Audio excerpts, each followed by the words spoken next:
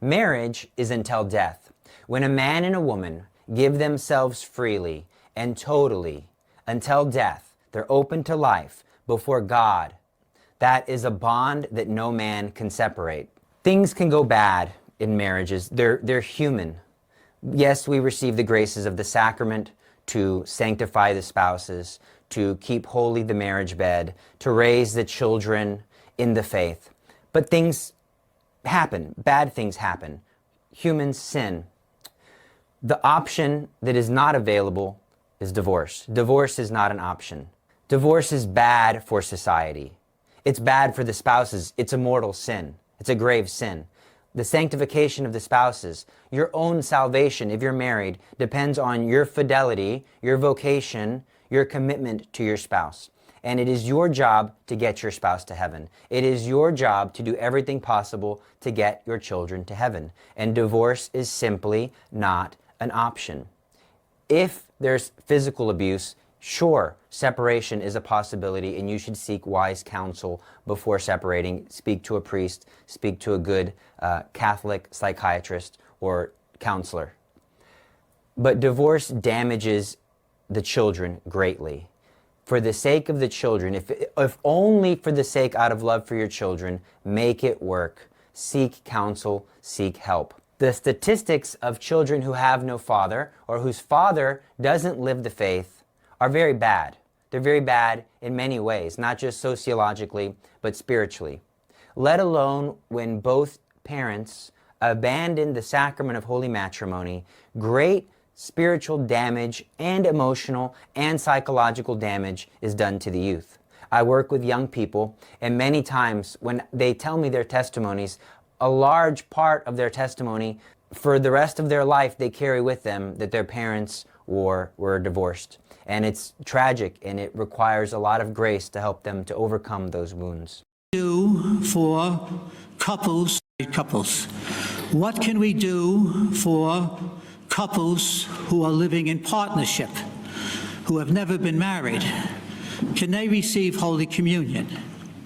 What can we do for them? Yes, we can tell them to go to confession, confess their sins because they're living in sin, and then the priest will ask them, are they living with anybody?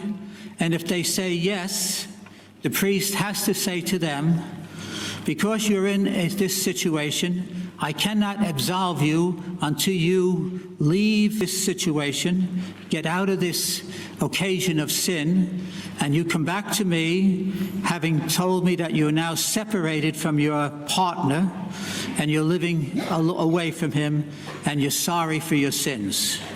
Then the priest can give you absolution for your sin. In the same way with divorced and remarried couples. If a divorced and remarried couple wants to be admitted into communion, they have to first get rid of their sin in confession, and then the priest will tell them they must separate from their alleged spouse in their remarriage. And if that cannot be, because of age, maybe they're very old, they've been together for so many years, and maybe the raising of children, then they have to live in continence. They have to live as brother and sister. And the woman or the man must promise that to the priest. They're sorry for their sin. They partook of the forbidden fruit. They married when they were not able to marry because they had been divorced. It was not annulled. It was a divorce. And they remarried. But their first marriage was already marriage, and they had no right to marriage, as you know. When God has joined together, what God has joined together, let no man put asunder. No man can break up a valid and consummated marriage. Cannot. Of course, the church can vote with the tribunal whether the marriage in the first place was a valid marriage, then it can be annulled. But this is the case for those people who just remarried without the benefit of an annulment, and the only thing they can do is either separate or live as brother and sister, because they have violated the love of God for his church. They have violated sacred marriage, matrimony. As you know, Christ loved his church and sacrificed himself for the church. So we are the brides of Christ. So if we partake of forbidden fruit, marrying when we're not supposed to marry, we have broken that bondage, and that needs to be forgiven.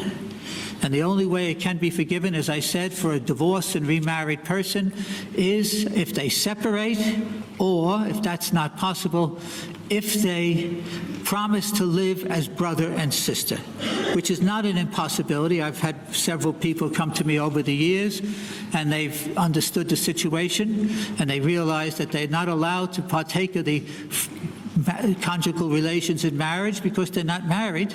That's forbidden fruit. That's living in sin, the same way the woman or the man who live as partners are living in sin. They're partaking of the fruit of marriage, even though they're not married, and they're living in sin. And that's why we're in such a chaos today in our world. So many people not marrying when they should marry, when they can marry.